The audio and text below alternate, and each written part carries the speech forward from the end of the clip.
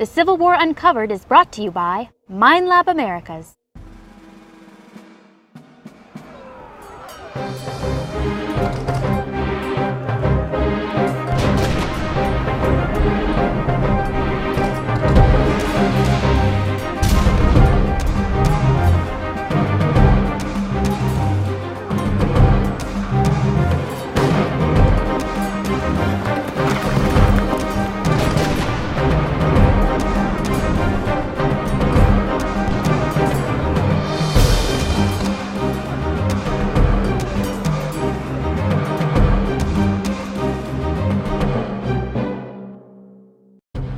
Welcome to Episode 5 of the Civil War Uncovered.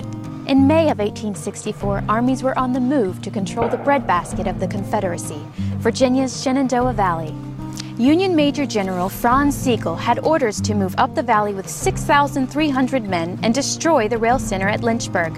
Former Vice President of the United States and now Confederate Major General John C. Breckinridge gathered a little over 4,000 Confederates together and moved swiftly to meet Sigel's threat. Breckinridge's reserve forces included over 250 cadets from the Virginia Military Institute. May 15, 1864 was a stormy day. The two forces met in a drenching rain along the edge of the village of Newmarket. First, the Union artillery raked the Confederate forces as they advanced. Soon, cannons blew a 100-yard wide gap in Breckinridge's line of battle. Reluctantly, Breckinridge gave the order to send the cadets in to fill that gap. The VMI cadets charged with Breckinridge's veterans to break the Union line and capture their artillery. The fighting was fierce, but after losing their guns, the Union began a disorganized withdrawal from the field and up the Valley Turnpike back towards Strasburg. The VMI cadets had helped to win the day and keep the Shenandoah Valley in Confederate hands for a short while longer. In this episode, the Civil War Uncovered team search a portion of the Union retreat route on the outskirts of Newmarket along the Old Valley Turnpike.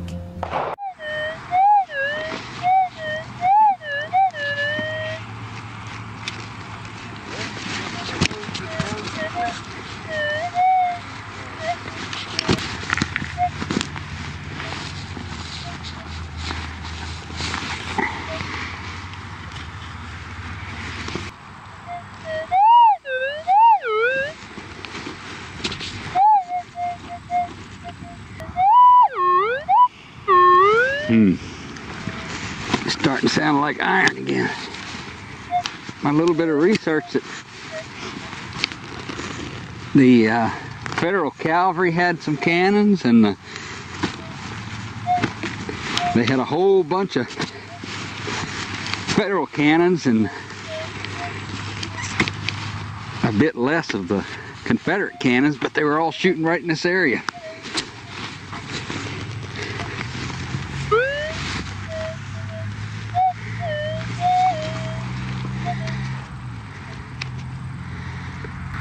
Well, you mentioned artillery. There's a piece of shell frag. This is where the fuse was placed. It's a small shell, whatever kind it is. Now I'm excited. Little piece of history saved from the Newmarket battlefield. Piece of artillery shell fragment. Yay! I think we're real close to the Eccles battery was over that way somewhere, and I like I said, I'm not exactly sure where we're at, but I know we're on the northern end, and they were firing this direction first into a 1,000 cavalry troops, and then when the cavalry troops took off, they started focusing on the left flank of the infantry line, and we're real close to where all that was. Every find is a clue. If you get enough clues, you can make some sense out of what happened in a particular area. If I remember right, at the Battle of Newmarket, there was just shy of 5,000 Confederates, and they attacked about 6,000 Federal infantry and cavalry. And the Battle of Newmarket's known for the great charge by the VMI cadets. Guy told me he had a Civil War Confederate soldier ghost in his house. Of course I said, sure, tell me more, without laughing at him. And he went on to say that everybody in his family and everybody that had spent the night in the house had been visited by this apparition. So it was really there.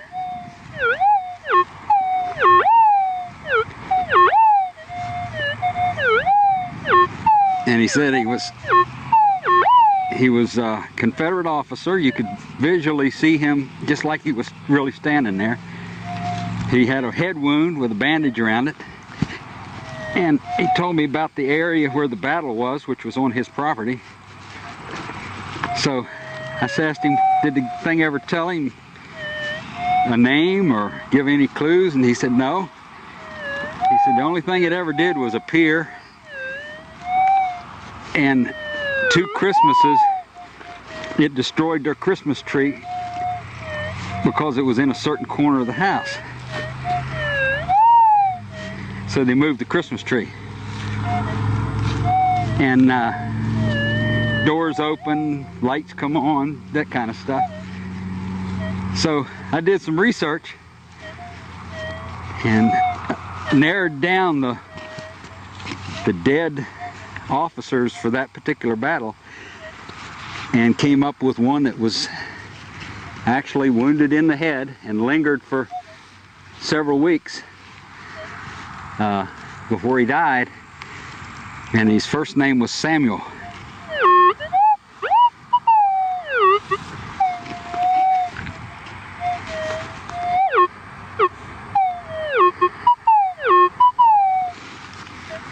So the next time the ghost appeared, the homeowner said, Samuel. And he said the ghost just immediately disappeared. And so it kind of made him think that that was the right guy. There it is. Well, this is an artillery day. That's a piece of a sabot off of a artillery shell. Made of lead, fit around the base of the shell to fit the grooves inside the cannon to give the shell a spin so it would be accurate. Another good clue, we're in an artillery impact area. We'll investigate this one.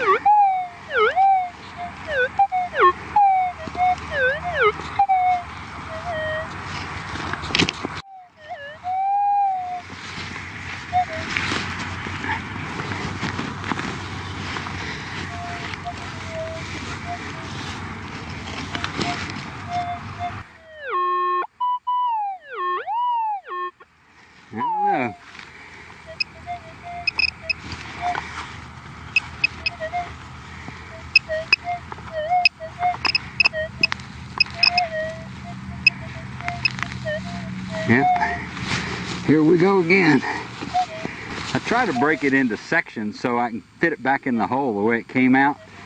Also, sometimes if you break it, if you dig the target accurately centered, if you break the clump right in the middle, the target will show up. But sometimes a clump don't want to break in the middle.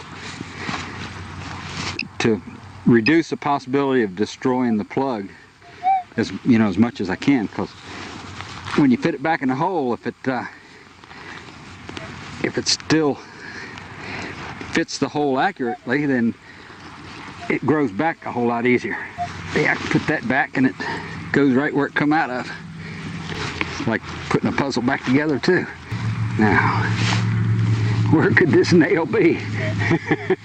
After all this work, it's always a nail. Well, oh no! Oh my! After breaking that plug up, and as I did, the target fell out, and it turns out to be a 3-ring bullet of some kind, 58 caliber, and it's been dropped rather than fired. In battle, you would think that as the soldiers, in this case, the federal troops were retreating, they would be trying to load their gun on the run and maybe dropping as many cartridges as they had the ability to get one tore and put in the barrel of the gun. Being nervous makes you do funny things, like loose bullets. If they were in a firing line, soldiers also had a notion that they would take 2 cartridges out and pour the powder from both cartridges in the barrel and then put one bullet in the barrel and throw the other bullet down. They thought they had a double powder charge. They would have a more accurate, more powerful bullet coming out the end of the barrel when they fired it. But as we know nowadays, that all they did was, when they fired the gun, was most of the powder just went out unburned. Cool. Very good. Well, we determined that we're not too far, maybe a half a mile north of the federal line. And based on that information that the artillery shell frag we found earlier, in all probability came from Eccles, the Confederate General Eccles cannon battery.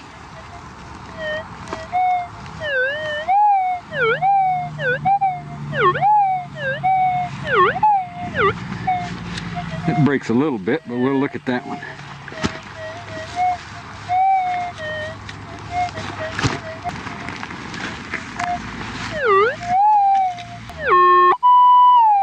Out of the ground it comes. Sounds all right.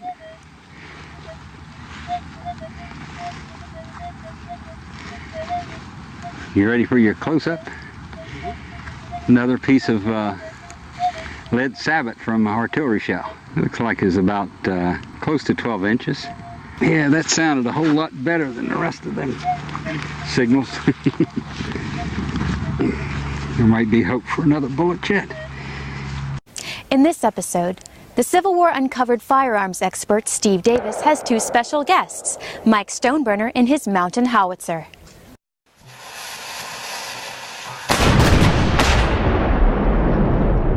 We're joined today by Mike Stoneburner. He's brought out a special piece for us to view, and he's going to explain a little bit about it and how it works. This is a Union 10-pound parrot. They call it a pack parrot. It's designed to take apart and the different pieces to pack on 3 different pack mules, and it was designed to be more mobile than the 10-pound parrot that the Union had, which was 60-inch wheels and like 72-inch barrels. Was it more of a round ball gun, or was it a conical charge? This is a rifled gun, and it was a long conical shaped projectile. Tell us about the crew on the gun. Crew on the gun would be 6 men. You would have 1 man on this side of the wheel, would be number 1 man. So the number 1 operated the worm to clean out the remnants after you fired it. He cleaned the powder bag out, which was probably a burlap or a canvas type bag, and it would lay smoldering, because when the charge would go off, it would blow the front of the bag out in the projectile and leave the remnants of the bag in there smoldering. And then number 2 would sponge, and then he would sponge dry, and then ram the charge. Right, and then the gunner would holler load, and the man would bring the charge up, hand it to the number 1 man. The number 2 man would take the rammer and insert the powder charge. Explain your hand positioning on that. Like this, without the thumb wrapping completely around the rammer in case it would discharge. This would be less likely to take your hand and arm away. How would this have affected the troops that were being fired on? Well, this gun was being rifled gun. It was very accurate, and they could pinpoint pretty much exactly where they wanted to put the round at. So it was very devastating.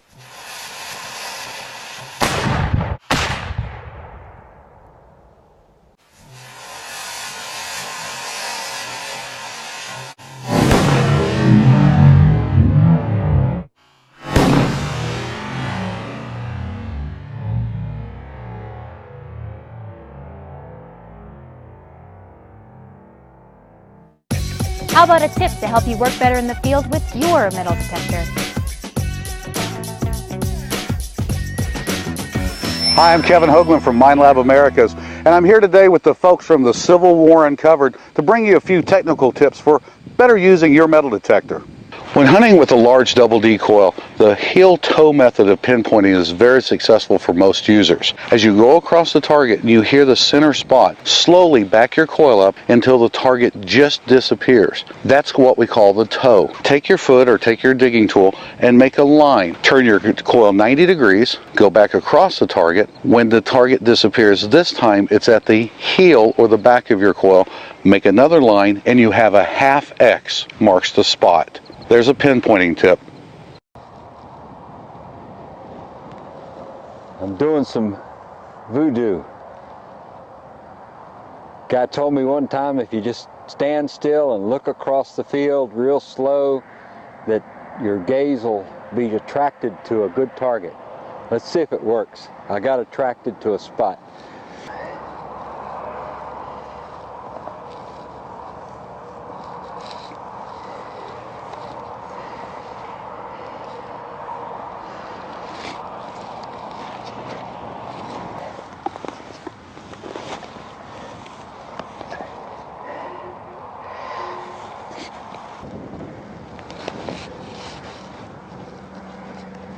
More something.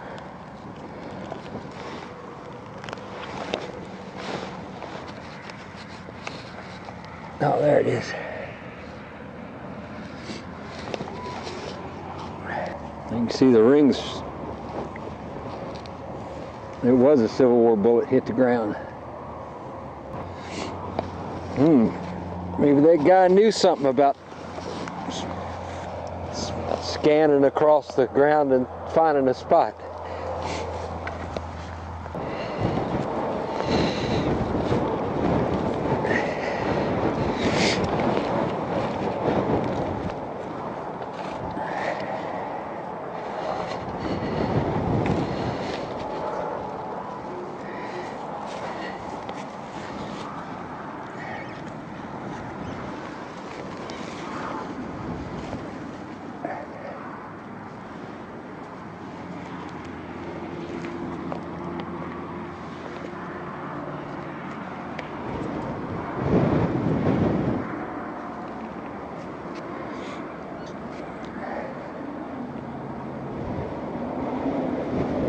Ah!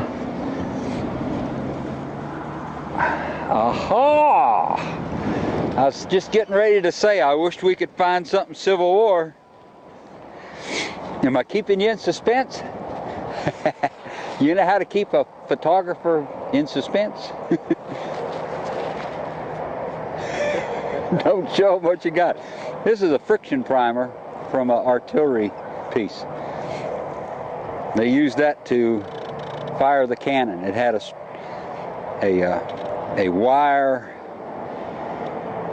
device on it with a loop, and they'd tie the lanyard to the wire thing, and when they jerked it, it would strike inside, shoot fire down into the cannon charge, make the cannon go off. It's not a pie pan, and it's not a soda can, but it might be a 22 bullet casing.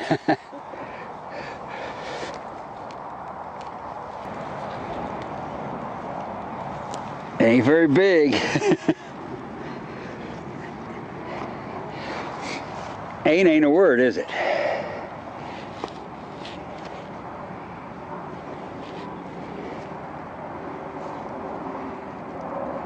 Oh.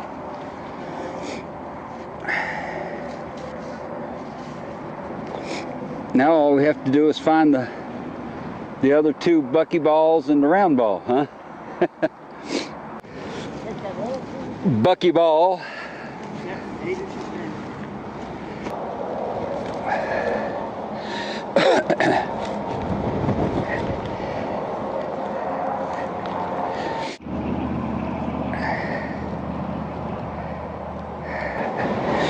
All right, what is it? It's a nest of ants.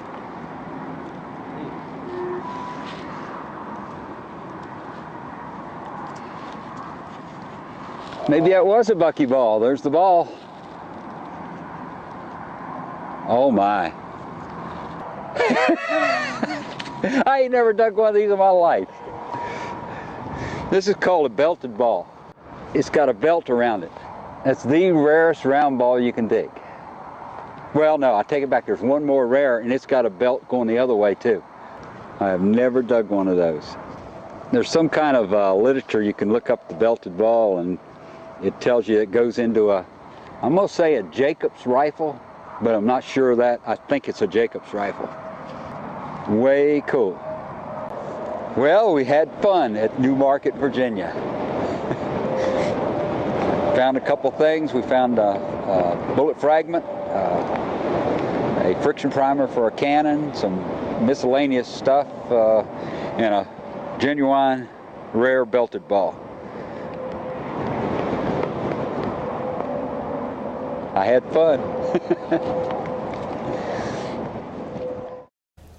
That's all for this episode of the Civil War Uncovered, but don't forget, we have lots of ways for you to see our show and to get extra content. Visit us online at thecivilwaruncovered.com or like us on Facebook. You can subscribe to our channel on YouTube. You can watch our American Iron TV channel on Roku through Blip TV. And you can see our videos and many more relic hunting features and videos on Minelab.com.